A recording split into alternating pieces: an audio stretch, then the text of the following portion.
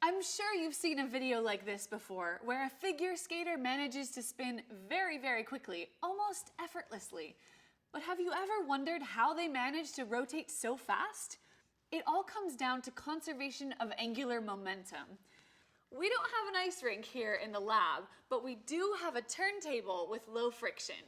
If I stand here on this platform, and then I hold some weights straight out in my hands, I'll ask my assistant Marty here to spin me around slowly. And now I'll bring my hands in closer. And you can see that I'm spinning much faster. But why? The reason is conservation of angular momentum. The turntable is designed to have very little friction, so the angular momentum remains roughly constant. Remember, angular momentum is just moment of inertia times the angular velocity. And that moment of inertia of a point mass with respect to an axis is just mass times the radius squared.